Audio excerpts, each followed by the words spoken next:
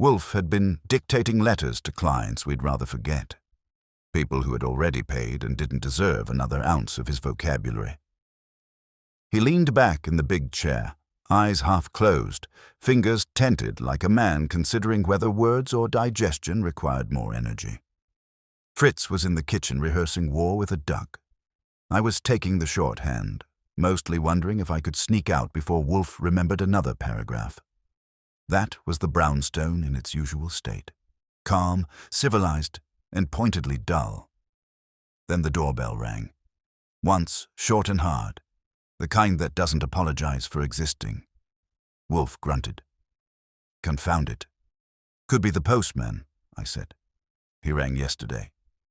That was true. Wolfe keeps mental ledgers of interruptions.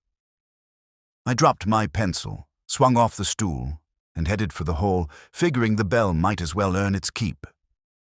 When I opened the front door, the drizzle had turned the stoop into a grey mirror. A man stood under the awning, thin, mid-30s. Clothes honest enough to pass in daylight, but the eyes were nervous as a pickpocket in church. He clutched a hat in both hands as if he wasn't sure it would behave. He said, "Mr. Wolfe?" "Sometime. Depends who's asking." "My name's Dana. Henry Dana. I need help." "That's good.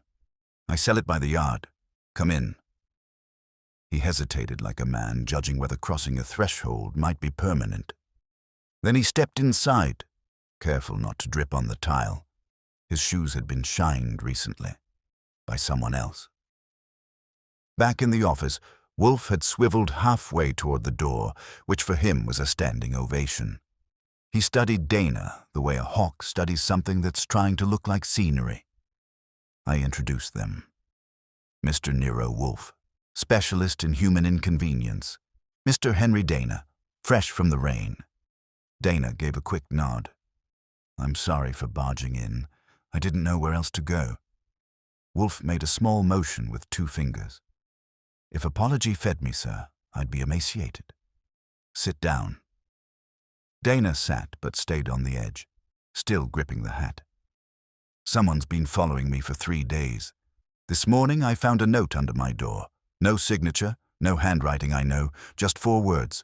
Don't ring his bell." I said, "You're a rebel, Mr. Dana." He managed a sick smile. "It said that at 8. I couldn't stand waiting anymore." Wolfe's lids lowered. "Why presume it refers to me?" "Because last week my employer mentioned your name. He said if anything ever went wrong, I was to see you. Yesterday he—" Dana stopped, swallowed, and looked down at the hat again. "Yesterday he died." Wolfe's eyes opened halfway. "Ah." That could mean 6 different things, all of them expensive. I asked, natural. They said heart attack. He was 50, but someone went through his papers that night. I know, because I keep the office keys.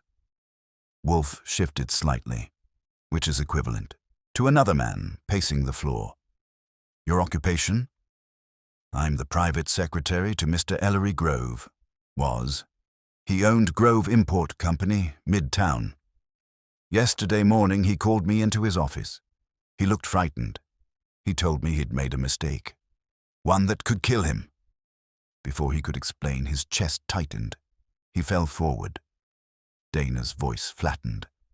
By the time the doctor arrived, he was dead. "An efficient mistake," I said. Wolfe murmured.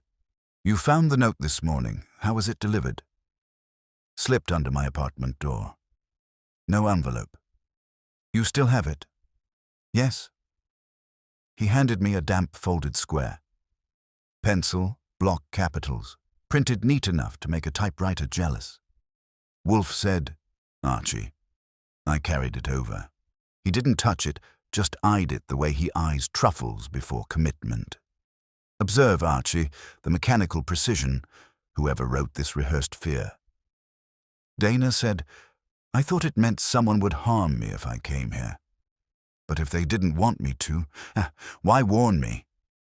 "That," Wolfe said, "suggests vanity.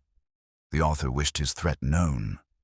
He leaned back again, fingers meeting. Who inherits Mr. Grove's enterprise? His partner, Wallace Reynard.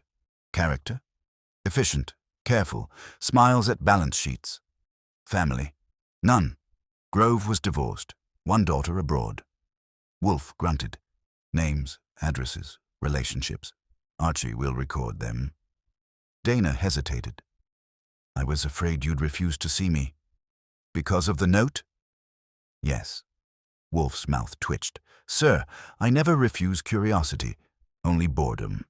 Now, if you are to retain me, you must pay a retainer of $1,000. Cash or check. Dana blinked. I can't. Not yet. Then you may owe me later if you survive long enough to pay. Wolfe turned to me. Archie, Mr. Dana requires protection. That is within your modest talents. Bring him a beer before he collapses. Right. I got one from the kitchen. Fritz glanced up like I'd just declared war on lunch.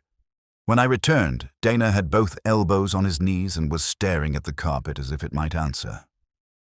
Wolfe said, Tell me, Mr. Dana, what precisely did your late employer fear? I don't know. But 2 days before he died, he ordered me to destroy a folder labeled Stranger Account. I didn't. I put it in my briefcase. It's at my apartment. Wolfe's eyes opened a fraction wider. Then we may anticipate further visitors. Archie, you will accompany Mr. Dana home at once. On the house? I asked. On the precipice, he said. And please return before dinner. Fritz has a duck awaiting annihilation. That was Wolfe, sending me out into potential murder so the duck wouldn't get cold. I shrugged into my coat, pocketed the note, and motioned Dana toward the door. The drizzle had thickened into a steady whisper on the steps. As we went out, Wolfe's voice followed. Archie, take care not to let anyone else ring my bell. Dana's shoes scuffed the front step as we went down, the rain whispering in our ears like a warning we couldn't quite make out. He had that posture you see on men who've just decided they might already be dead and want to look respectable for the coroner. I kept half a step behind him, habit when I'm with someone whose nerves might start running faster than his mouth. The cab I flagged was the color of a bad banana.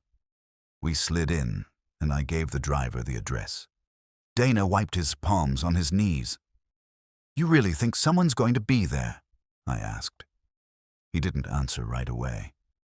If they wanted the folder, he said finally, they've had all day to take it. Unless they're waiting for you to bring a friend. Some folks like an audience. That earned a small, hollow laugh, which was better than silence. The cab groaned uptown through the drizzle. Manhattan looked half-washed and twice as tired. Wolfe's parting line about not letting anyone else ring his bell kept echoing in my head. It had that dry sting he saves for when the air starts to smell like trouble. When we reached Dana's building, a 3-story walk-up that had never been acquainted with prosperity, I paid the fare, mostly because I didn't want to see if Dana's wallet could handle another shock. The hallway smelled of paint that had given up and cabbage that hadn't. He paused at his door, hand in his pocket for the key. If it's been broken into, then you'll act surprised, I'll act annoyed. Between us, we'll cover the emotional spectrum. He gave me a look and turned the key. The lock clicked easy, too easy for my taste. We stepped in. The first impression was neatness. Tidy desk, hat stand, papers squared. Then my second impression climbed out from under the first, the faint smell of cigarette smoke in a room that wasn't supposed to have any. Dana stopped dead. I don't smoke. I noticed. Hold it. I moved past him, touching the wall switch with a finger that didn't want fingerprints on it. The light showed a single chair moved a foot away from the desk. On the carpet beside it, a scatter of ash like gray punctuation. The drawer where he said he kept the folder was half open. I crouched, keeping my handkerchief between fingers and handle. Inside, nothing but air with a guilty conscience. Dana's breath went out in a slow leak. They took it. Looks that way. Any idea what was in it? No, just that label. I didn't open it. Grove told me not to, before he... His throat folded around the word. I straightened. Then let's assume whatever's in it was worth stealing and maybe killing over. He nodded, color draining. Should we call the police? Sure, if you like foot traffic and reporters. Wolfe prefers smaller audiences. We'll tell Kramer when Wolfe's ready to feed him. I gave the room. Another slow scan. Whoever came hadn't rummaged. They knew exactly what to take. That meant Dana had been watched since the funeral or before. Anything else missing? I don't think so. Then either they were polite or professional, both dangerous habits. I turned off the light, motioned him out. The door closed with a small sigh. Downstairs, the street looked the same. Slick pavement, tired lamplight, no visible tails. Still, the feeling of being watched had moved in and wasn't paying rent. Back in the cab, Dana sat hunched, both hands clutching the hat again. You think they'll come after me? Depends what was in that folder. If it can hurt them, yes. If it's gone for good, maybe not. Either way, you'll be sleeping light. He stared at the wet glass. Mr. Wolfe seemed calm. He's got practice. Besides, he won't worry until Fritz starts using canned sauce. That earned another weak laugh, which was probably good for his circulation. When we reached the brownstone, the rain had turned respectable. Steady, fine drops, the kind that soak through your coat without sound. Dana followed me in like a man sneaking into church after the sermon started. Fritz met us at the door to the office, wiping his hands on a towel that smelled faintly of garlic and victory. He is waiting. Duck's still alive? I asked. Only in memory. Wolfe hadn't moved much, but his eyes tracked us the way a judge tracks witnesses. The beer glass beside him had been emptied and replaced, which told me the conversation in his head had been busy. He said, "You encountered intrusion." Right on the nose. Apartment neat, one drawer open, folder gone. No fingerprints, no noise, no neighbors awake.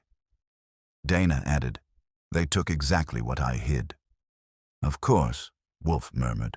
Thieves rarely indulge in whimsy. I sat, peeled off the wet coat, and summarized what we'd seen. He listened, expression neutral as carved stone except once, when I mentioned the cigarette ash. His eyelids flickered. "Describe it," he said. "Fine.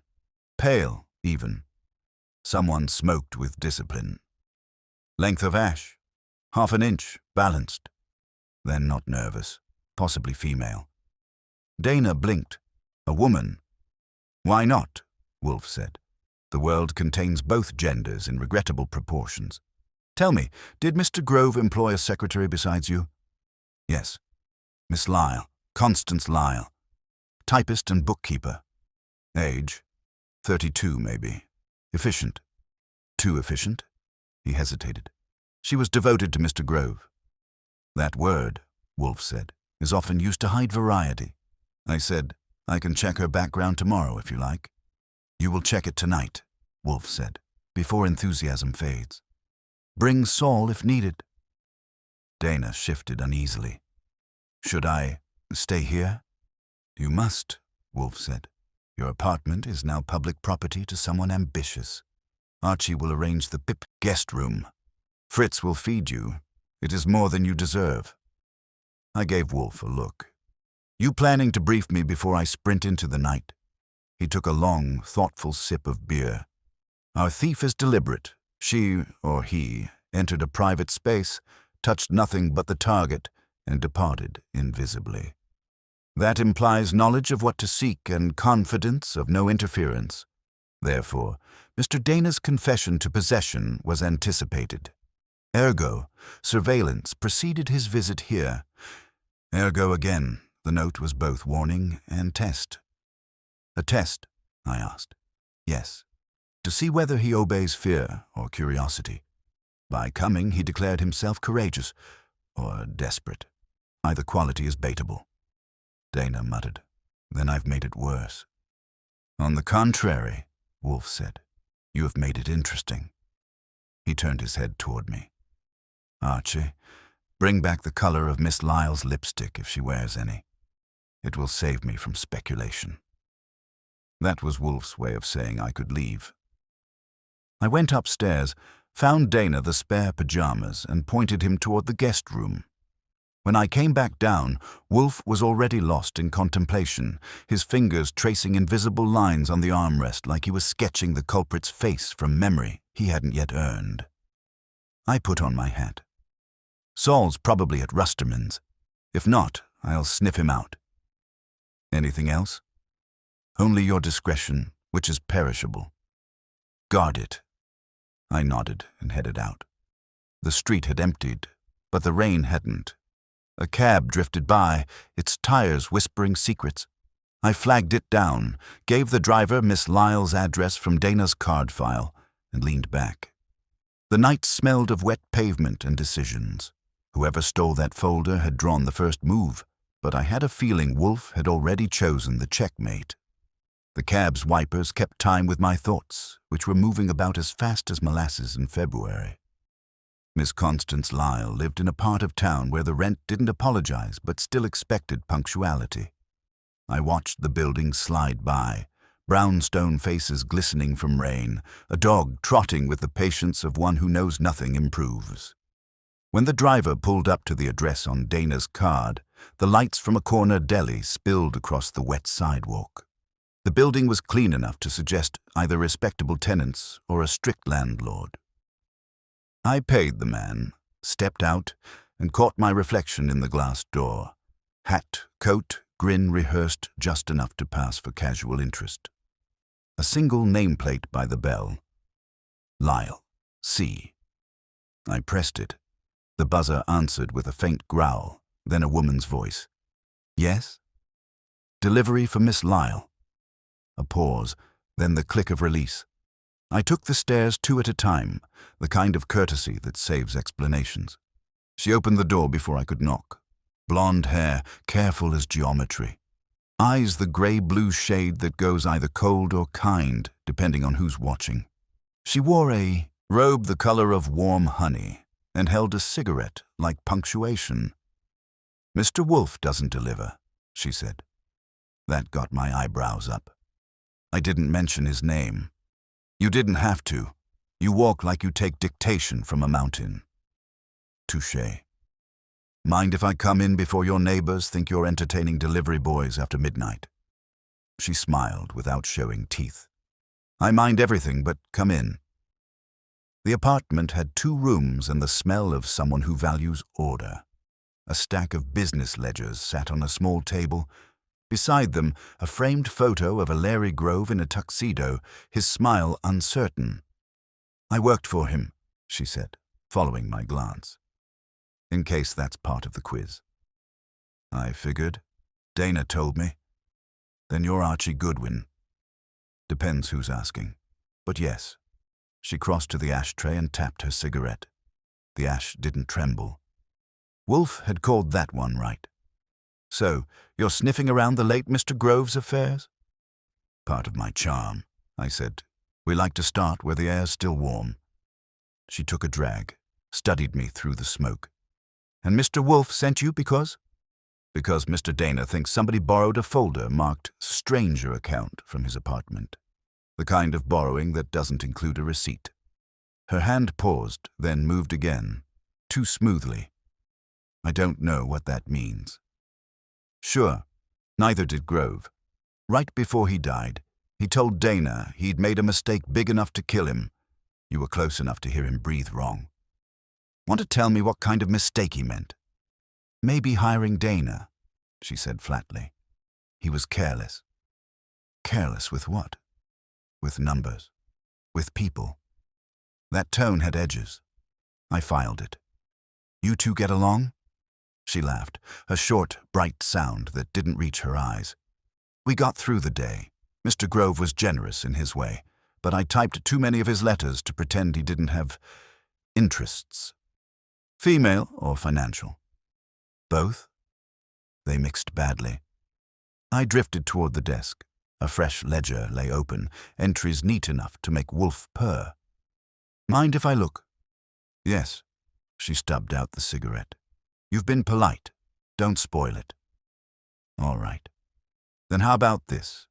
Someone entered Dana's place tonight, took only that folder, and left him scared enough to move in with Wolfe. Whoever it was knew exactly what to look for. You strike me as someone who'd notice a stranger near the office. There were visitors, she said slowly. Men I didn't know. They met Mr. Grove behind closed doors.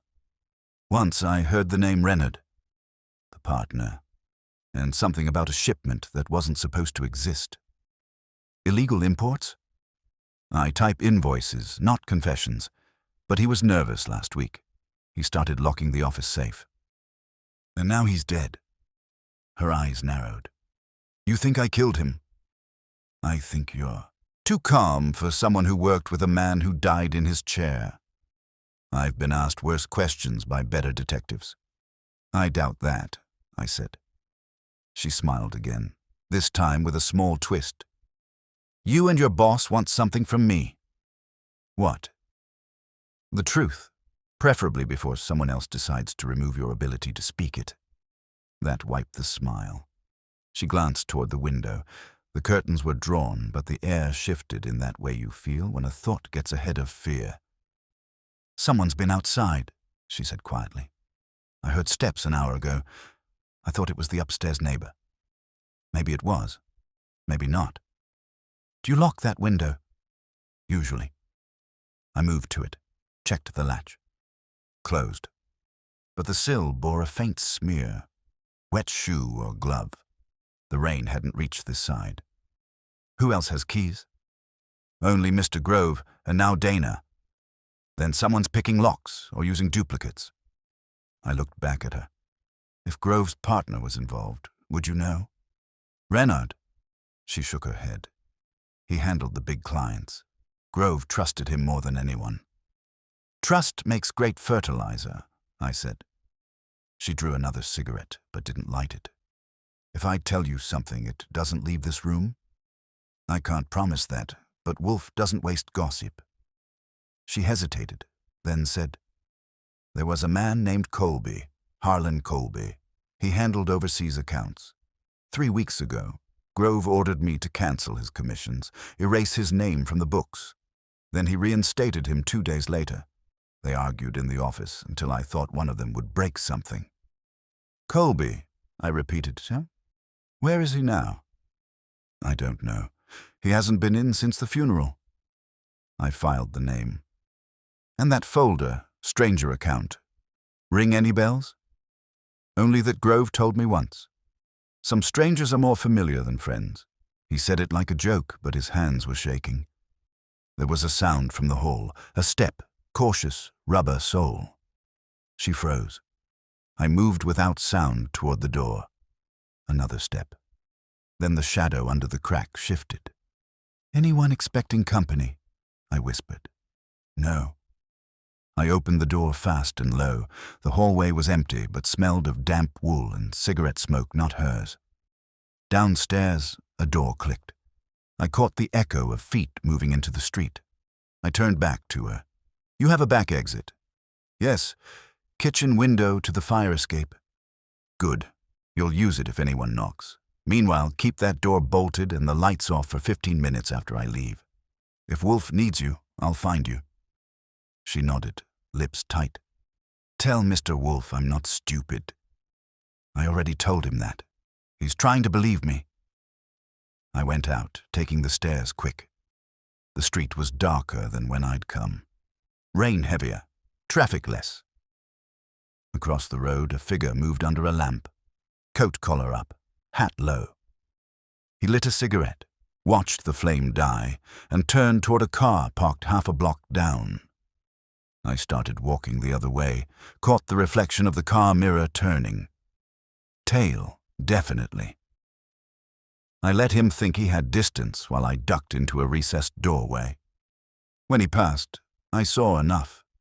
The same trench coat and shoulders that had stood under Wolfe's awning hours earlier. Dana's friend with too many pockets. I stepped out, flagged another cab, and told the driver to circle to 9th and head back to the brownstone. My pulse had found a higher gear. Wolfe liked his information fresh, and this one was still steaming. Inside the cab, I thought of Miss Lyle's eyes, steady, scared, smart. Either she was sitting on a secret worth killing for, or she was the reason Grove was dead. And if that stranger in the street was watching her too, we'd better find out which before Wolfe's beer got warm. The cab tires hissed along the wet avenue while the city kept its secrets under a sheet of rain. I sat back, watching drops crawl down the window like they were racing for the gutter. Wolfe's brownstone came up dark except for the thin ribbon of light above the office curtains. That meant he hadn't retired, which was both comforting and alarming depending on what mood he was cultivating with his beer. I paid the driver, jogged up the steps, and let myself in. The place smelled like damp wool, orchids, and whatever philosophy Wolfe was cooking tonight. I hung my hat and went straight to the office. He didn't look up as I entered, which for Wolfe meant I was exactly on time. He was half buried in his chair, a fresh bottle near his elbow, eyes half closed in what he called concentration, and I called digestion. Dana sat on the red leather chair by the wall, looking like he was trying to fold himself out of existence. Wolfe spoke without opening his eyes. "You were followed." "I know," I said, dropping my coat. "Tall fellow, grey overcoat, same man who paid us the courtesy call under the awning earlier. He likes to smoke in the rain. Maybe it keeps him feeling dry." "Did he engage you?" "Not directly. He was watching Miss Lyle's place. Probably shadowed me too. I lost him near 9th. If he's smart, he's watching the brownstone now." Wolfe's fingers tapped once on the armrest. "Describe Miss Lyle." 30, maybe 32. Blonde, tidy, balanced ash like you predicted. Nervous mind wrapped in neat bookkeeping. Says Grove's death might tie to something called the stranger account. Claims Grove argued with a man named Harlan Colby, reinstated him after firing him. Partner Reynard's name came up too, attached to a shipment that shouldn't exist. She also heard footsteps outside her door tonight. That got his eyes open. So, someone is attending to her proximity. Right now she's sitting in the dark with her nerves for company. I'd say she's either bait or target. Dana shifted in his chair. "Mr. Goodwin, did she say anything about me?" "Only that you're careless," I said. "You can choose whether she meant professionally or existentially." He flushed. Wolfe raised a hand. "Enough, Archie. Mr. Dana's vanity is not the current crime. Continue." I did. Her place was clean. No panic, no fake hysteria. Either she's innocent or she's practiced. But she's got something, Wolfe. That line about Grove's mistake big enough to kill him. It felt rehearsed, like she'd said it before. "Then she might have," Wolfe murmured. He reached for his glass. "Did you observe lipstick?" "Muted red, brand I can't pronounce. Matches the ash color. She smokes as if punctuation offends her." He nodded once, satisfied. "So, Grove, Renard, Colby, Miss Lyle, and now the follower. A pentagon of inconvenience. The folder is gone, meaning its contents are now leverage. Whoever holds it believes he can dictate the outcome." Dana looked from Wolfe to me. "Then what do we do?" Wolfe's gaze moved to him like a slowly turning spotlight. "We do not. We observe and wait. But observation requires bait," I said, meaning him. "Obviously." Dana straightened. "Wait, what bait? I'm not alive," Wolfe interrupted. "At present, yes. You are the only one who possessed the folder after Grove's death. That makes you either suspect or victim. If the thief wishes to complete the pattern, he or she will seek confirmation of your ignorance. Therefore, we let them." I grinned. "You mean I goad our follower until he shows teeth?" "Precisely. You will be visible tomorrow morning near Grove Imports premises. Visit the office, speak to Miss Lyle again, make inquiries as if you're foolhardy. If our observer continues to follow, bring Saul into the weave. Dana's knuckles were white on the chair arm. "You're using me as bait." Wolfe's tone stayed courteous. "My dear sir, consider it redemption through participation." That earned me a quiet snort I hid behind a cough. Wolfe leaned back, eyes closing again. "Archie, summon Saul now. He will maintain parallel observation through the night. I shall consider the arithmetic of motives." I stood. "Arithmetic doesn't bleed, Wolfe. You might want algebra." He waved a hand. "Go." In the hall, I used the phone.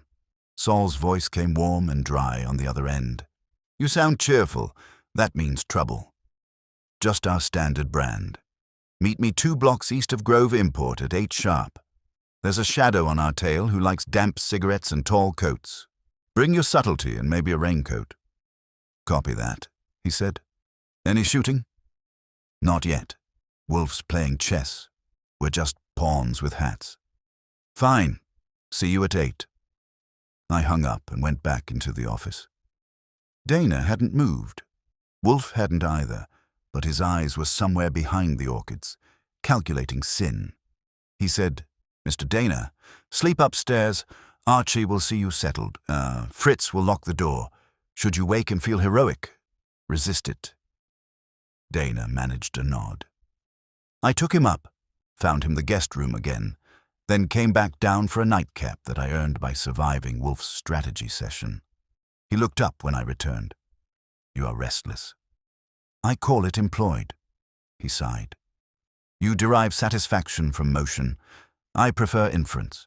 Between us, we make a tolerable balance." "Until one of us gets shot," I said. "That," he murmured, "is your department." I left him there and went to my room, trading wet clothes for dry ones and the city's noise for the silence of the brownstone. But silence doesn't mean calm when Nero Wolfe is thinking. I didn't sleep long. Around 4, a sound nudged me awake. A soft metallic scrape, distant but inside the house. I was halfway to the hall before I realized it came from the kitchen. My hand found the automatic on the nightstand. Bare feet on carpet, then linoleum. Fritz was there, robe and slippers, looking like he'd seen a ghost who hadn't cleaned up after itself. The back door latch hung open. He whispered. I locked it. I nodded. The night air smelled of rain and cigar smoke. I stepped outside into the small yard. Wet grass, dim streetlight through the alley. Nothing moved.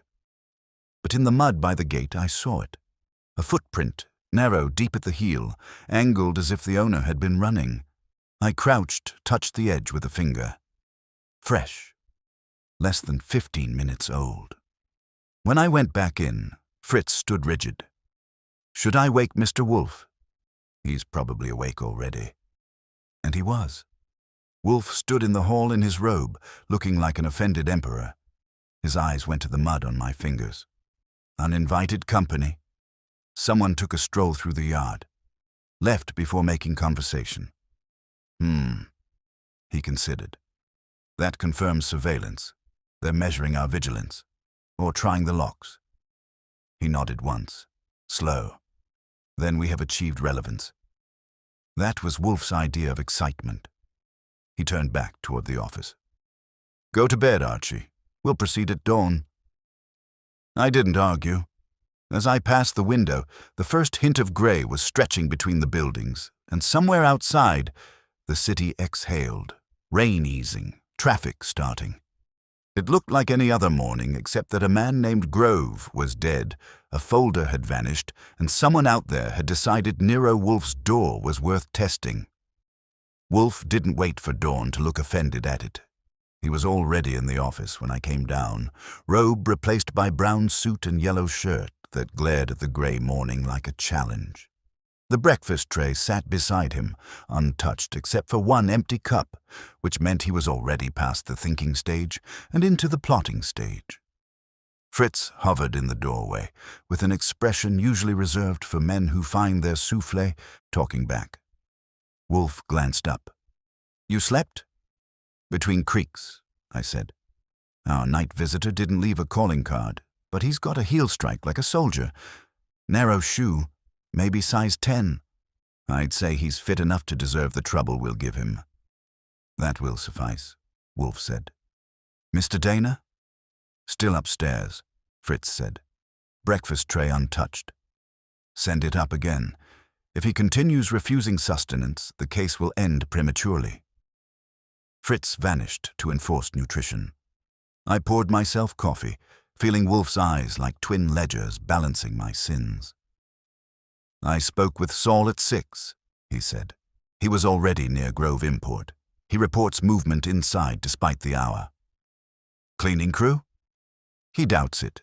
Miss Lyle arrived at 7. She was not alone. That got my attention. Who's her companion? Mr. Wallace Reynard, Grove's partner. Wolfe's tone suggested the word partner came with quotation marks. They entered together and remained 30 minutes. Then he left alone. Comfort call or business? Either would be instructive. You will determine which. I finished my coffee, grabbed my hat. Any message for Saul? Tell him to remain invisible. I prefer surprises to be ours. Outside, the city was still shaking off the night. The rain had thinned to a memory, and the air smelled of damp paper and ambition. I caught a cab and rode uptown with that faint twitch in my gut that means something's about to prove Wolfe right. Saul was across from Grove Import, disguised as an unconvincing newspaper reader. He didn't glance up when I joined him. Morning news worth a dime? I asked. Front page fiction, he muttered. They've been busy inside. Lyle's working her typewriter like she's punishing it. Reynard left 10 minutes ago, slipped into a grey Packard. I tailed him 3 blocks before he parked near a private bank, went inside, came out lighter in the pocket and heavier in the conscience. You think he moved money? Could be. He was carrying a leather folder, not Grove's, different color. He guarded it like a kidney. That fit too neatly to be coincidence. You keep eyes on Lyle, I said. If anyone else visits, call me at the brownstone. He folded the paper. What's Wolfe's hunch? That Grove's folder didn't vanish for fun. Someone's converting crime into currency. Saul grinned. Then let's hope they pay us in advance. I crossed the street and entered Grove Import. Inside smelled of dust, typewriter oil, and yesterday's moral compromises. Miss Lyle looked up, startled but not surprised. She'd changed into a crisp navy dress and wore the same lipstick Wolfe had been so curious about. Mr. Goodwin, she said, you're punctual. I didn't expect you this soon. I had insomnia, and your name helps. She set her fingers on the desk edge. You shouldn't be here. Mr. Reynard said. I bet he did. He left 10 minutes ago with a face that could curdle paint. What's his mood? Grief or calculation? She hesitated. He wanted the company records from last month. Claimed Grove left them in disarray. Which they weren't, I suppose. Of course not. He's covering something. I circled behind her desk before she could object. The drawers were locked, but one key hung from her chain. Mind if I peek? I do. Then hold the complaint. I used the key anyway. Inside were ledgers, correspondence, and a brown envelope marked Reynard, personal. I raised an eyebrow. She said quickly, that's his. He insisted I keep it safe. Since when does an employer trust an employee that much? Since he's afraid of someone else opening it. I lifted the flap. Inside was a typed list. Names, dates, shipment codes. The top line read H. Colby. Marseille. I let out a low whistle. She came around the desk. You shouldn't read that. Then stop me. Her hand hovered, then dropped. Mr. Goodwin, if you take that to Mr. Wolfe, he'll understand. But I can't be caught giving it to you. Reynard would... The rest was drowned by the crash of the outer door. A man stepped in fast, raincoat dripping, face grey from too much coffee and too little sleep. His eyes went from me to the envelope in my hand. Put that down, he said. Colby, I guessed. He didn't answer, just reached inside his coat. I didn't wait to find out if it was manners or metal. My left hand caught Miss Lyle's shoulder and shoved her aside as I kicked the desk drawer shut. He fired once. The bullet chewed plaster and left an echo big enough to buy attention. I went low, swept the trash bin toward his legs. He stumbled, cursed, and aimed again, but the second shot went wide when the office door slammed open and Saul burst through, arm extended. "Drop it!" Saul barked. Colby hesitated, then bolted for the hallway. Saul fired one round into the doorframe to encourage better judgment, but the man kept going, leaving wet footprints like an invitation. I chased, but he had a head start and a decent sense of direction. The front door banged, tires screeched, and by the time I hit the sidewalk, a dark sedan was turning the corner on 2 wheels. Saul joined me, breathing steady. "You all right?" "Mostly offended," I said. "We're lucky he's a lousy shot." "Who was he?" "Colby, if my hunch has manners. Grove's old account man." "Then Wolfe gets his name underlined." We went back inside. Miss Lyle was white-faced, but standing. She looked at the bullet hole like it was a signature. "I told you he'd kill for it," she whispered. I nodded. "Next time, lead with that." She stared at the envelope. "Take it." "I can't keep it here." I slid it into my coat pocket. "You realize this paints a target big enough for parade balloons." "Then you'd better. Walk quickly." I gave her a nod, signaled Saul, and we stepped out.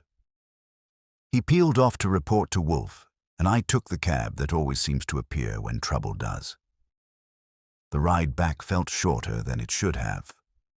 When I entered the brownstone, Wolfe was already on his feet, which for him equals DEFCON 1. He said, "I heard shots." "Not fatal ones." Colby came calling, confirmed alive and armed.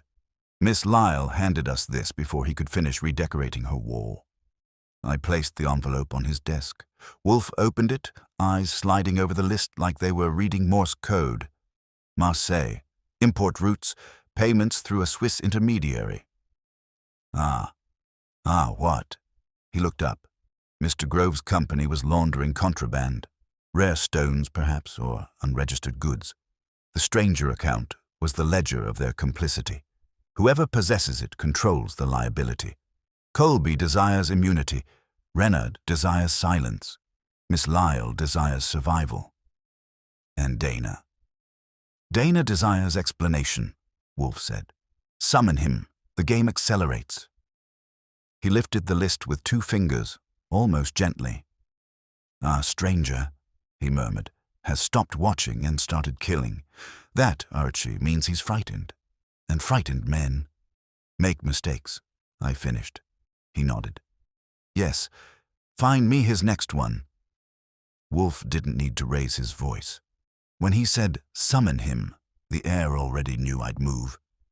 I took the stairs 2 at a time and found Dana sitting on the edge of the guest bed like a man listening for his own obituary. His eyes had that thin shine you see in people who've realized the world's a rigged game and they're the ante. "He wants you," I said. "On your feet." He looked up sharply. "Is it bad?" "Not yet. He's saving that for dessert." He followed me down. In the office, Wolfe had laid out the contents of the envelope across his desk, typed lists, numbers, and a separate sheet that looked like a letter torn in half. Fritz had set out fresh beer, but Wolfe hadn't touched it. That was enough to qualify as an omen. Wolfe gestured Dana into the red chair. "You will observe," he said, "that what I hold here is not evidence but a language of guilt. It names Mr. Colby as an intermediary between your late employer and certain overseas accounts. It also lists transactions under an anonymous code, SA, which I suspect stands for stranger account." Dana leaned forward. Then it was real. Grove wasn't imagining it. "Oh, it was real," Wolfe said.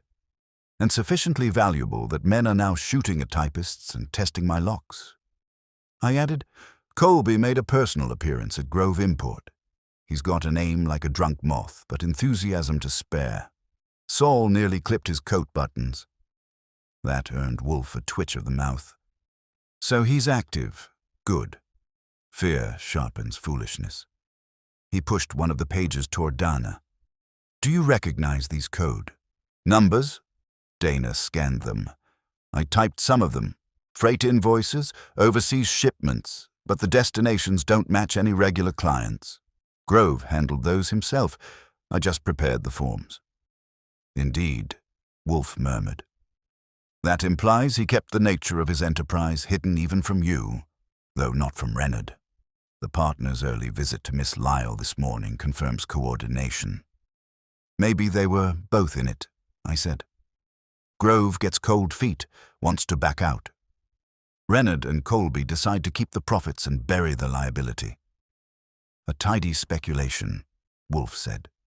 But we lack the motive's trigger. Greed is constant. It needs a catalyst. Something occurred shortly before Grove's death to unbalance their arrangement. Something or someone, I said, looking at Dana. He swallowed. 2 weeks ago, a visitor came to see Mr. Grove. An older man, heavy-set, foreign accent. He refused to give a name. They argued privately. When he left, Grove told me to destroy the stranger account folder. I didn't because he seemed confused.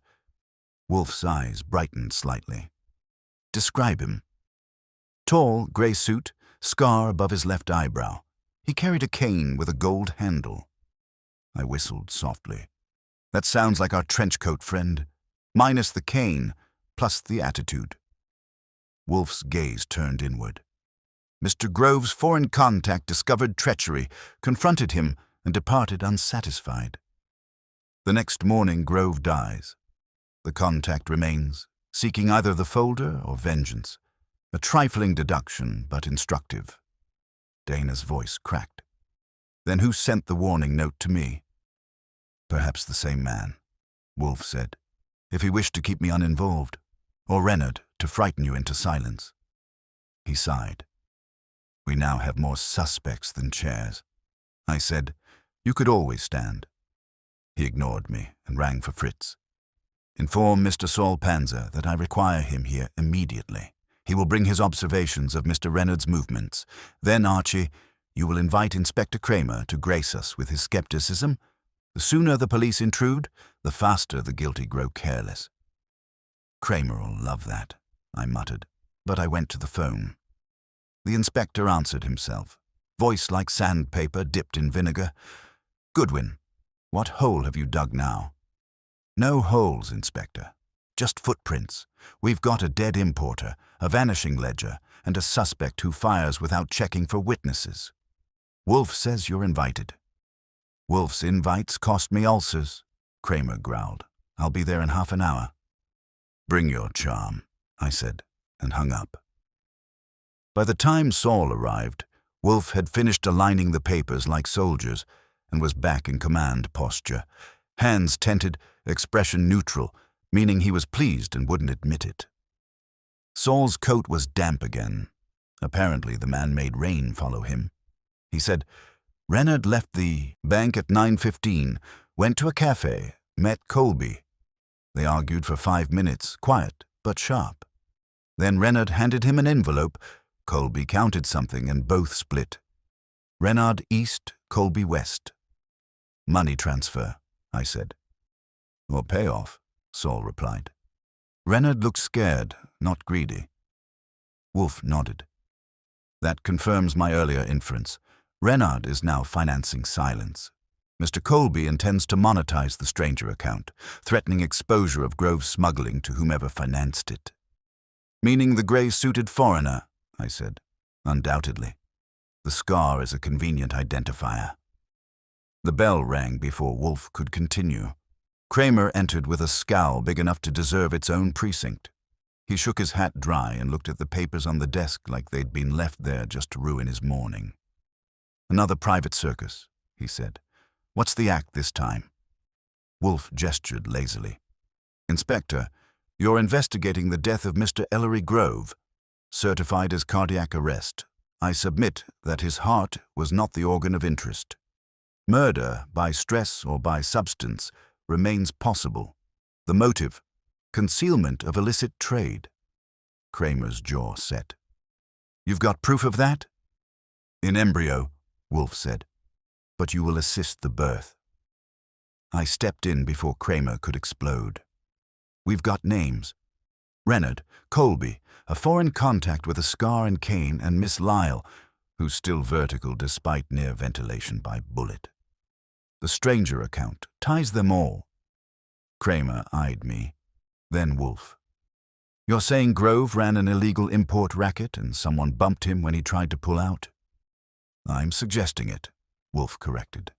You will confirm it, preferably without arresting my operative. Kramer's glare swung back to me.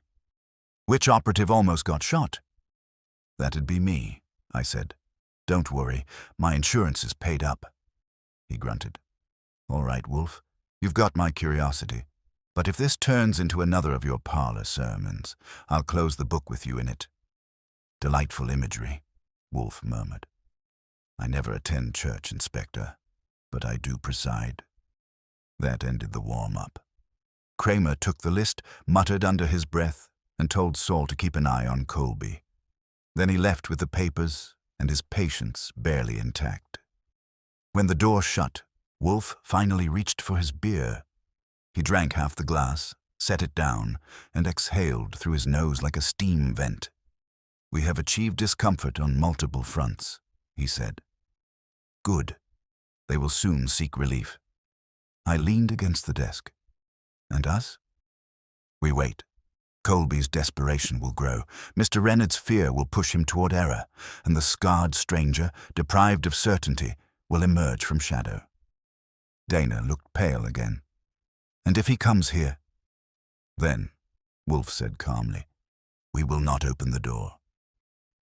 Fritz entered then with fresh towels, which seemed anticlimactic after murder plots. Wolfe waved him off and stared at the rain-streaked window. Archie, arrange a line to Miss Lyle. Tell her she is not to leave her apartment. Saul will guard from outside. Should Mr. Colby return, we shall have confirmation enough to end his career. I nodded and reached for the phone again, thinking that if this case got any thicker, we'd need scuba gear. Wolfe's eyes followed me, heavy with that gleam he gets right before he lays a trap. Archie, he said softly, make sure she answers. If she doesn't, you will go. The receiver was cold in my hand, and Miss Lyle's line was deader than Grove. I waited through 4 mechanical clicks, then silence, the kind that doesn't feel empty, just deliberate. Wolfe's eyes were on me before I said anything. She's not answering. He didn't move. Not at all. Not even a gasp. Either she's asleep, out, or has company who dislikes telephones. Wolfe's lids lowered a fraction. Archie. I know, I said, grabbing my coat. I'm going. He grunted approval, or resignation, it's hard to tell which. And I was out the door before he could weigh either. The sky had turned the color of wet graphite. A cab prowled by and I flagged it, gave the address, and sat back while the city blurred past. Somewhere behind me, Wolfe was already connecting dots only he could see. I was just hoping the picture didn't end with another bullet in plaster. When I reached Miss Lyle's building, the hallway light flickered like it was trying to signal Morse. Her door was closed, no sound behind it. I pressed my ear to the wood. Nothing.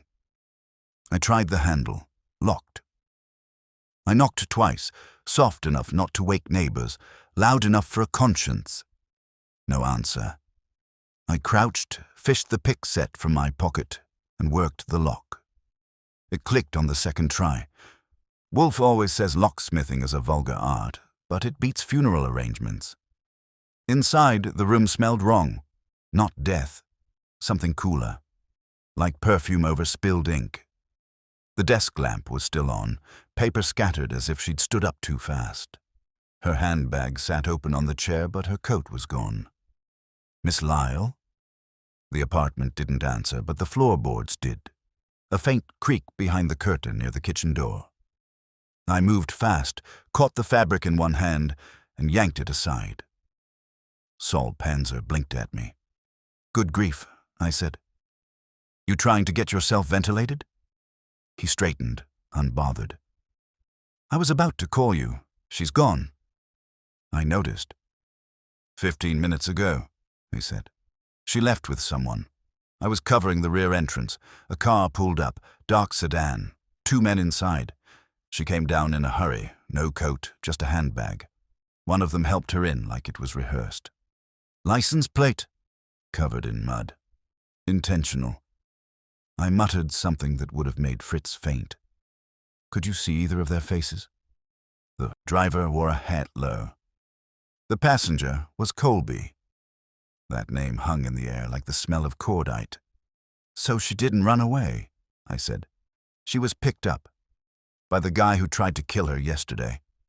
"Looks that way." I scanned the room again, forcing my head to work. The ledgers were still there, but the brown envelope from Reynard's drawer was gone. On the table, a single matchbook lay open, logo printed in gold. Marseille Club, East 59th. I picked it up with a handkerchief. Mr. Colby likes leaving breadcrumbs." Saul nodded. "Well, Wolfe does, through divine planning. He's gonna love this one." I pocketed the matchbook. "Stay here, keep watch. If anyone else comes, introduce them to your personality. I'll report in." He gave a short nod, already melting toward the window. Outside, the rain had started again, thinner now, whispering across the hoods of parked cars. I hailed another cab and called Wolfe from the back seat, using the car phone in the dispatcher's booth, a luxury that always makes me feel like I should be charging by the minute. He answered on the first ring. "Well?" "She's gone. Colby picked her up, mud on the plates, Reynard's envelope missing. Found a matchbook from the Marseille Club on 59th. "Indeed." His tone didn't rise, but I could hear the gear click in his head. "Then we know where fear meets desperation. Return here at once." "Don't you want me to?" "No, return." He hung up. That's Wolfe. A man who gives orders like punctuation. I turned the cab toward West 35th, wondering if he was building a chessboard or a trap door. When I got back, the office smelled faintly of rosemary and reasoning. Wolfe was seated again, hands clasped under his chin. Dana was on the couch, pale and miserable, trying not to look like someone who'd started a domino line with corpses at the end. "Miss Lyle's abduction," Wolfe said, "was either rescue or removal. Both instructive." "She didn't look rescued," I told him. "She left without her coat. No fight, no note. The matchbook smells like bait." "Agreed," Wolfe said. "And you will not indulge it. Yet." "Yet?" His gaze lifted. "Inspector Kramer will arrive soon with information from the bank. Until then, we shall evaluate motive through elimination. Mr. Dana, your employer's smuggling was not amateur. Did you ever ship through the Marseille route?" Dana blinked. "Yes, once or twice. Small consignments. Jewelry, antiques. Grove said they were legal." "Then he lied," Wolfe said. "The Marseille Club is a front for illicit exchanges, a gathering place for importers who prefer their transactions discreet. I suspect Mr. Colby serves as courier." I said, "And Miss Lyle just got promoted to cargo." "Precisely." He rang for Fritz and ordered more beer, which meant his brain was accelerating. Mine was doing the same, but with less lubrication. "Wolfe," I said, "if Colby's got Lyle, that means he's ready to cash out. Either he's selling the stranger account to the foreigner, or he's planning to use her as insurance." "Both," Wolfe murmured. "He will attempt to barter information for safety, and the Marseille Club offers him neutral ground. So what's our move?" "We wait for Kramer's," he said. The bell rang not 5 minutes later, proving he was enjoying himself. Fritz ushered Kramer in, damp and exasperated. The inspector had a sheaf of papers under one arm and the air of a man forced to attend his own headache. "Wolfe," he started, "I checked those accounts. You're right. Money was moving through Swiss banks tied to Grove Import. Reynard's name's on half the transfers. Ah, Wolfe said softly. Then our partner's fear is well founded. Inspector, Mr. Colby has abducted Miss Lyle, presumably to the Marseille Club. You will send men there at once. Kramer stared. And how do you know that? Because my associate found evidence of it, and because it is the one location consistent with all known motives. If you move quickly, you may even catch him before the transaction concludes. Kramer's nostrils flared. You're sending me to raid a private club on your hunch? On my logic, Wolfe corrected. If you delay, you may add one corpse to your statistics. That did it. Kramer barked orders into the hallway for his sergeant, then turned back. You stay out of it, Wolfe. Both of you. I don't want your fingerprints on my case. Inspector, Wolfe said mildly, you flatter us. The door slammed behind him, leaving the orchids trembling. Wolfe leaned back, eyes half closed. Archie, he said, get your coat. I stopped halfway to the door. Kramer just told us to stay put. I am not deaf, he said. But I am curious, which outweighs obedience. We shall follow at distance. The inspector's blunders are often educational. I didn't argue. Arguing with Wolfe when curiosity's got him by the lapel is like lecturing thunder. I grabbed my hat, and a few minutes later we were in the roadster, Wolfe wedged into the back like a patient Buddha wrapped in wool. The city lights rippled off puddles as we turned east. I kept the speed low enough not to drown him in exhaust. He spoke once, softly, almost to himself. If she is alive, she is our compass. If she is dead, she is our proof. It was the kind of line that hangs in the air longer than smoke. I drove on, the rain whispering against the windshield, and ahead somewhere on 59th, the Marseille Club waited. Its lights dim, its doors locked, and its next mistake already breathing. The cab ahead of us slowed at the mouth of East 59th, where the Marseille Club crouched between a pawn shop and a Turkish cafe like a gentleman hiding in bad company. Its sign, gold script dulled by rain, glowed over the double doors that guarded 100 private indiscretions. I parked a discreet distance away and cut the engine. Wolfe's eyes, half-lidded, opened just enough to remind the knight who was in charge. "Observe, Archie," he murmured, peering through the windshield. "2 police vehicles across the street. Inspector Kramer is inside already. He chose haste over caution, admirable, but inefficient." "Efficiency's never been his brand," I said.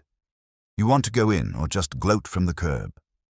"I never gloat prematurely," he said, but his fingers tightened on the cane Fritz had insisted he take. "We shall enter." That, from Wolfe, was equivalent to a man volunteering for trench duty. I got out first, opened his door, and watched him unfold himself into the drizzle like an irritated legend. We crossed under the awning.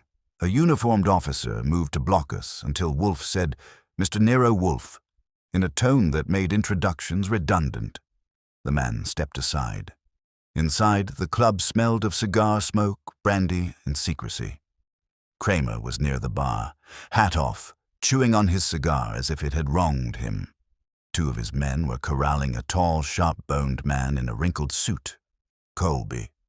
His face was slick with sweat, his lips split, his expression that of a man whose luck had tripped him halfway through a lie. Kramer saw us and groaned. "Of course, you couldn't stay out of it." "Your invitation was irresistible," Wolfe said. "Yeah, well, you're late to the party. We found Colby trying to burn papers in the back office. Guess what they were labeled?" I said, "If it's stranger account, I'll take the prize in unmarked bills." Kramer ignored me and pointed toward a side hallway.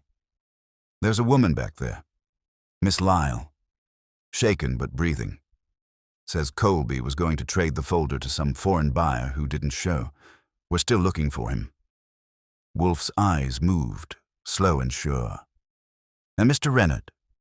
"Haven't found him yet," Kramer said. "My men are sweeping." Colby turned his head at that, eyes flaring. "You'll never find him." he said hoarsely. "He's gone where you can't touch him." Kramer snarled. "That's so. Then maybe you can tell me what this folder buys, because it looks a lot like motive." Colby gave a dry laugh that ended in a cough. "You wouldn't understand. Grove was playing both sides. The Frenchman financed the shipments, rare gems smuggled through Marseille. Grove got greedy, tried to double the profit. Reynard found out. So he killed him, and now he's trying to vanish with the money." Kramer's brow lowered. "And you?" "I just wanted out," Colby said. "The folder's proof. I was going to sell it, take a ticket overseas. Grove's blood wasn't on my hands." Wolfe's voice cut in, calm and heavy. "No, only his ruin." Colby looked at him, something almost like respect flickering in the panic. "You think you know what you're talking about, Wolfe? But you don't. Grove's heart didn't give out by chance. Reynard had him doped. Digitalis, overdose. He said it would look natural." Kramer's cigar froze halfway to his mouth. "You can prove that?" Colby shook his head. "I can describe it. He bragged after Grove dropped."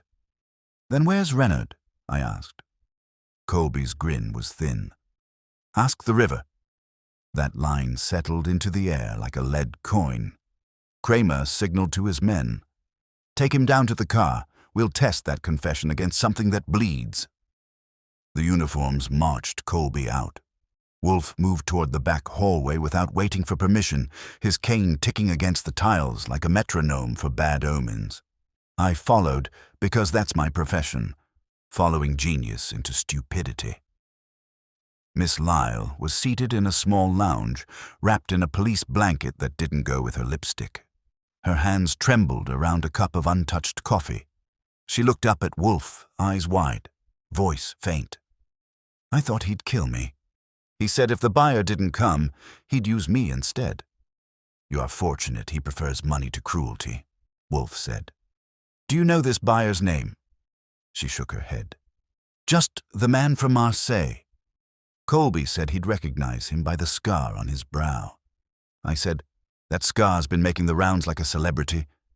Kramer came back, rubbing his jaw. "No sign of Reynard or any other visitor. My men found a rear door open to the alley. Car tracks heading west." Wolfe's head tilted. "Inspector, you may consider the possibility that your missing partner is not fleeing, but watching." Kramer frowned. "Meaning what?" Wolfe tapped the floor with his cane. "The river was an invention. Colby was lying to buy time. Mr. Reynard is not dead. He is here." I felt the shift before the sound, the soft metallic click behind the curtain near the far end of the room.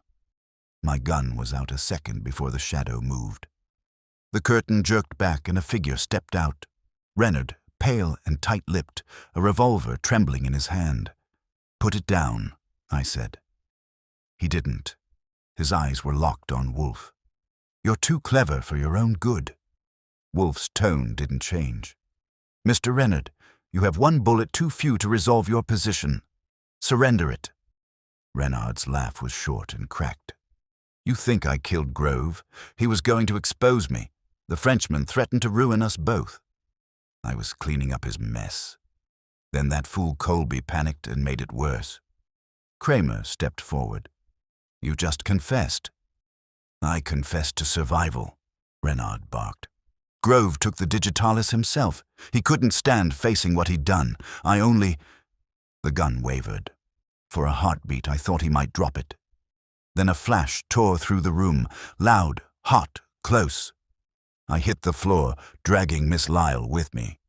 The bullet punched into the wall 6 inches from Wolfe's shoulder. Kramer's man fired, once in reply, and Reynard went backward like a marionette cut from its strings. When the noise stopped, the smell of gunpowder and rain filled the silence. Reynard was sprawled against the wall, gun fallen from his hand. His chest heaved once, then flattened. Kramer exhaled through his teeth. "Nice and tidy," he said grimly. "2 dead, 1 under arrest, a smuggling ring tied to half the city's merchants." He looked at Wolfe. You could have warned me he was still breathing." "I did," Wolfe said. The inspector glared. "You love being right, don't you?" Wolfe's mouth twitched. "It is my profession." Kramer swore softly and stalked out, barking orders. 2 uniforms carried Reynard's body past us. Miss Lyle was still clutching the coffee cup. Her fingers had left crescents in the porcelain. I helped her to her feet. "You're safe now," I said. Her eyes flicked to Wolfe. "Am I?" He inclined his head. "Your only crime was proximity. See that it does not recur." We stepped out into the street together. The rain had stopped, leaving the pavement shining under the club's lights. Wolfe breathed in deeply, the way a man does who knows the worst is over and the paperwork is someone else's problem. He said, "Archie, summon a cab." "Sure," I said. "But admit it, you enjoyed leaving the brownstone." "Immensely," he said. It reminded me why I avoid it. The cab door closed with a soft thud, sealing in the smell of rain, gunpowder, and whatever satisfaction Wolfe refused to show. He sank into the seat with a grunt that could have meant exhaustion, relief, or indigestion. I climbed in beside him, told the driver the address, and watched 59th Street slide backward into memory through the wet glass. Wolfe didn't speak until we'd turned onto Park. "You observed, of course, that Mr. Reynard fired, not at me but at the window." I blinked. "You're saying that wasn't personal?" "It was not incompetence," he said. "He intended to break glass, not bone. That indicates a signal." "To who?"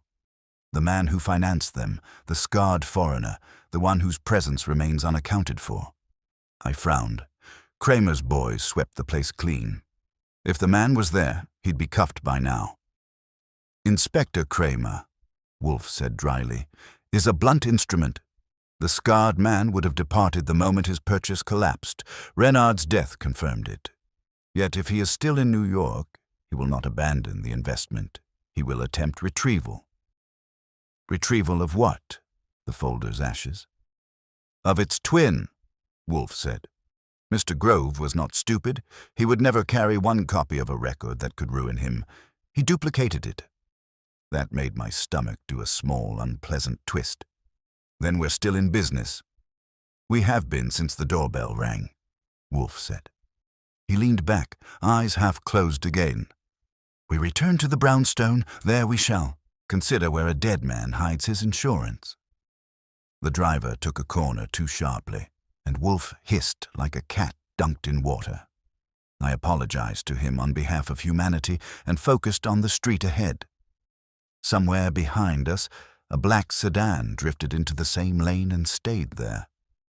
When we reached West 35th, I paid the fare, held the door for Wolfe, and didn't mention the shadow tailing us.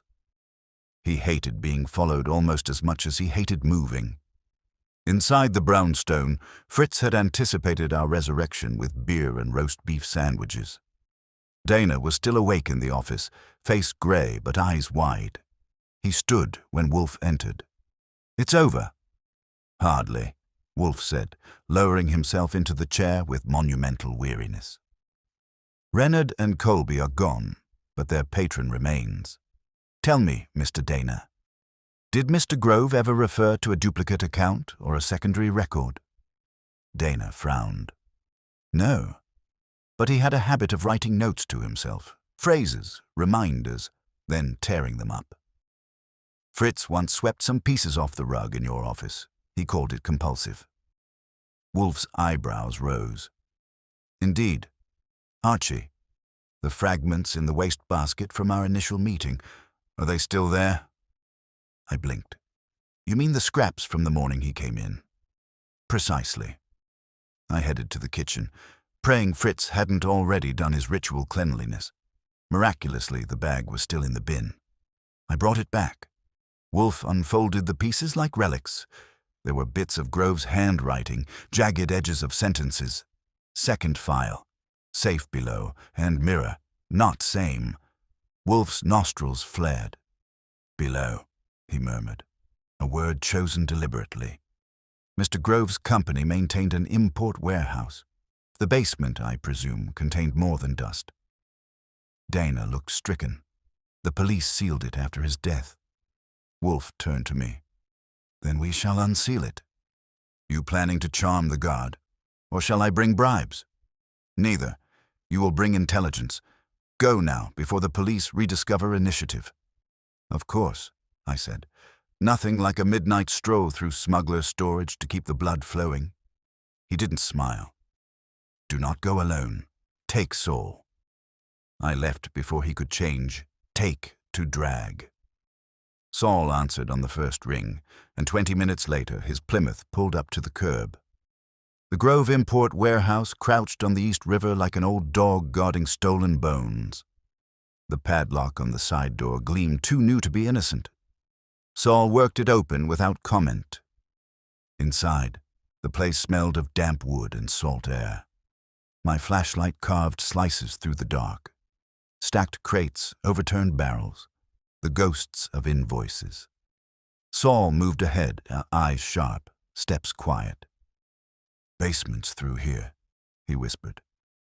We found the door half hidden behind a packing table. The padlock was old, but the chain had been replaced. Recently. Saul raised an eyebrow, and I nodded. He used a pry bar to pop it loose. The stairwell yawned below us, cold and damp. I went first, beam cutting the gloom. The steps ended in a low room lined with cabinets. Dust covered everything except one set of footprints that led to a metal locker against the far wall. Somebody's been shopping, I said. Saul crouched near the prints. 2 people, one heavier, one light. Maybe Lyle and Colby before the club meeting. Or our scarred financier, I said. I tugged the locker door. Locked. Saul passed me a pick, and within 30 seconds the latch gave. Inside were files wrapped in oilcloth. The top one was labeled SA, no duplicate record. Well, I said, Wolfe wins another bet. Saul nodded grimly. Let's move fast. If someone comes back for it. He didn't finish because a sound rolled through the darkness. Soft at first, then clear, the quiet snick of a hammer pulled back. We froze. A voice came from the stairs, deep and accented, French vowels cutting through the dust. Gentlemen, please do not trouble yourselves. I will take that folder. I turned slowly, light grazing the man standing halfway down. The scar above his brow caught the beam like silver wire. He wore a long coat, and in his hand was a pistol with enough caliber to argue convincingly. Good evening, I said. We were just cleaning. You Americans, he said, smiling thinly, always trespassing, even on graves. Hand it to me, and perhaps I forget this intrusion. Saul's jaw tightened. You'd have to forget quick. The Frenchman took one more step. I do not bluff. Neither do I, Saul said. That was the last warning before motion broke loose. I threw the flashlight toward his face, light flaring across his eyes. He fired once, the bullet whining against the metal cabinet, but Saul had already moved. He hit him low, shoulder to ribs. The gun clattered, slid across the concrete. I kicked it out of reach and pinned the man against the wall. He spat a string of French too fluent to print. Saul twisted his wrist just enough to keep the conversation civilized. Got a name, monsieur? I asked. His accent thickened with fury. Duval, Henri Duval. Importer, exporter, or executioner? He bared his teeth. All 3. Saul held him steady while I pocketed the folder. You're like Wolfe, I said. He collects rare specimens. Duval's eyes blazed. You think you've won? The others, there are more. Always are, I said. But they'll be disappointed when they find out the folder's already spoken for. We marched him up the stairs, his protests echoing like bad poetry. Outside, the rain had started again, cold and fine. I called Kramer from the payphone near the pier. His reaction was exactly the kind of language that keeps dictionaries honest. When I hung up, Saul was shoving Duval into the car. I settled beside him, the folder heavy against my side like a sleeping Animal. Wolfe's brownstone waited ahead, warm, smug, inevitable. And if I knew him at all, he'd be sitting up, beer untouched, waiting for the sound of the door that told him his theory had just walked in. Breathing. The street outside the brownstone was wet enough to reflect the headlights of Saul's Plymouth like they were watching us come home. I opened the front door, and the warmth hit my face with the faint perfume of Fritz's victory, something with garlic and self-satisfaction. Wolfe was in his chair, eyes half-shuttered, hands tented as if he'd been in that position since the Bronze Age. He didn't move when I came in, but I could feel him reading the air before I said a word. I held up the oilcloth bundle. Found it in Grove's basement, along with a Frenchman who didn't come for the cuisine. Wolfe's eyes opened fully, the way a cat's might when it smells canary. Alive? For now. Saul's parking him in the kitchen with Fritz's butcher knife for company until Kramer arrives. Excellent. He motioned lazily toward the desk. Set it there. The duplicate, I presume? Stamped and signed, I said, laying the folder down. Label reads Stranger Account, Duplicate Record, and it's as heavy as a guilty conscience. Wolfe leaned forward and loosened the strings. The oilcloth peeled back to reveal ledgers, neat columns, stamped invoices, currency conversions, initials. The handwriting was Grove's. I knew that from the small, precise loop he made on every G. Wolfe's forefinger moved down the first page like a judge signing a warrant. He murmured. A trail of diamonds, art and artifacts, smuggled through the Marseille Channel. Payments to Duval, commissions to Renard and Colby, and... His finger stopped. Interesting. What? He looked up at me. There's an entry for one H.D., Henri Duval, dated 3 weeks before Grove's death. Amount $50,000, and beneath it a notation in Grove's hand. Payment ensures silence. I whistled softly. That explains Duval's scarlet mood. Grove bought him off, then probably threatened to expose the rest. Precisely, Wolfe said. But consider, Grove pays Duval to keep silent, dies the following week, and Duval returns to recover his leverage. The death benefits all but the dead. Which narrows our sympathies, I said. You think Duval killed him? No. Renard administered the drug, as Colby stated. But Duval demanded the duplicate, fearing Grove's deception. When he failed to find it, he sought Colby, then Miss Lyle. We arrive at the culmination. Congratulations, I said. All we need now is to make Kramer believe it. Belief is irrelevant, Wolfe said, reaching for his beer. Kramer requires resolution. He will accept whatever fits the evidence, provided it ends his paperwork. The front doorbell rang, confirming that paperwork had arrived. Fritz appeared, pale but triumphant. Inspector Kramer, Mr. Wolfe. Kramer stormed in with the humidity of a man forced to admire genius he resents. He spotted Duval in Saul's custody, gave him a glance sharp enough to file metal, then turned to Wolfe. You dragged me out of bed again, and this time you've got a Frenchman. Why is there always a foreigner? Wolfe's voice was calm. Because your city is cosmopolitan, Inspector. Do sit. I'll stand, Kramer growled. Let's hear it. My men said you found another ledger. Wolfe gestured to the folder. This is Mr. Grove's duplicate record, the Stranger Account, in entirety. It demonstrates that Mr. Grove's firm smuggled contraband artifacts from Europe through Duval's organization. His partner, Renard, arranged finances. Mr. Colby handled transportation. When Grove grew fearful of exposure, he attempted to buy Duval's silence. Mr. Renard, realizing discovery would end his comfort, administered Digitalis to his partner, making it appear natural. Kramer puffed out a breath through his cigar smoke. We've already got Renard in the morgue and Colby in custody. That ties the bow pretty neat. Where's the Frenchman fit? Wolfe's eyes shifted to Duval. He returned for the duplicate, intending to erase proof of his complicity. Instead, he found my associates. Mr. Panzer assures me he is no longer in condition to resist questioning. Duval scowled, his accent thicker from defeat. You Americans think money and cleverness absolve you. I came for what was mine. What was yours? Wolfe said smoothly. Was Mr. Grove's death. It belonged to you by consequence, not design. And now, Inspector, you have your chain complete. Motive, method, means, and the men to fit each. Kramer eyed him for a long moment. You really do hate loose ends. They offend me, Wolfe said. As I imagine, they offend your superiors.